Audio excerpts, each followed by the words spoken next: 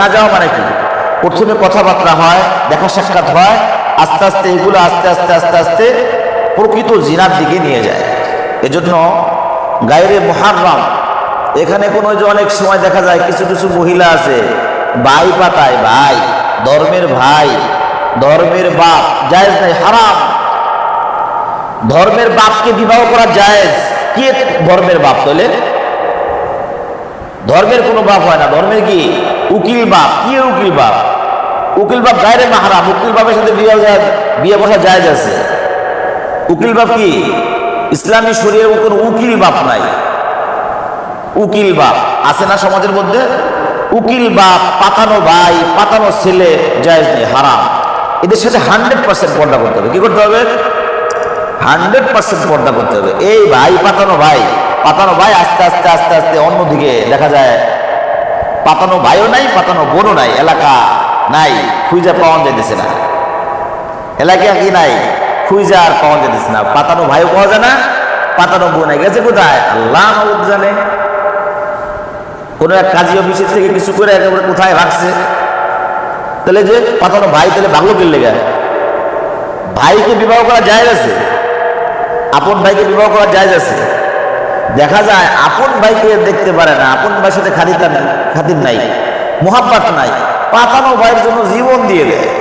পাতানো ভাই না, জাস্ট আমরা পরিচিত বা একটু মোহাব্বত করি, কোনো ভালোবাসা ভিন্ন কোনো কিছু নাই। আরে জানেন কি এর কি?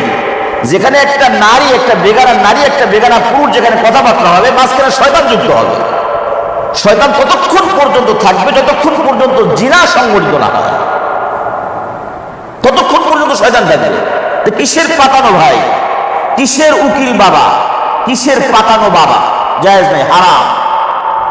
এগুলো কি আপনি মানলেও হারাম, না মানলেও হারাম। হারাম তো হারামই, হারাম তো হারামই। এই সমাজের মধ্যে তো মানুষ মানে না, না মানলে কি দেখি জায়েজ হবো?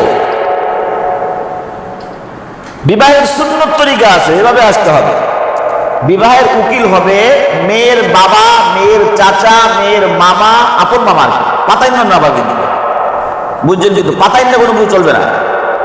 পাতাইন না বাদ মেয়ের বাবা, মেয়ের আপন চাচা বা আপন মামা বা আপন ভাই।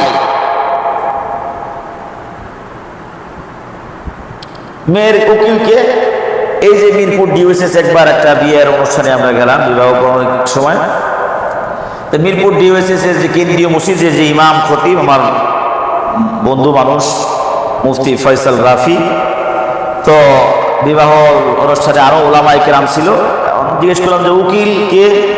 উকিল হলো মেয়ের খালু। খবরদার, চলবে না, জায়েজ না, এটা হারাম। তাহলে এগুলো চলে। মেয়ের বাবা হলো কর্নেল, মেয়ের বাবা কি? কর্নেল। না, চলবে না। কি হবে তাহলে? উকিল। উকিল কিসের? বাবা কিসের? উকিল ওকালতি একজন করবে, সে কে? বাবা করবে। আপনি বুঝতে চাচ্ছেন আপনি করবেন, তোমার মেয়ের ভাই আছে, মেয়ের ভাই করবে, মেয়ের আপন চাচা আছে, করবে। তো শেষমেশ মেয়ের বাবার কর্নেল সামনে দিয়ে ওকালতি করাইলাম যে আপনি নিজে মেয়ের কাছ থেকে ইজিন আইনে নিজে প্রস্তাব করেন ছেলের কাছে, বিবাহ যায়। সুন্নত তরিকায় বিবাহ হবে।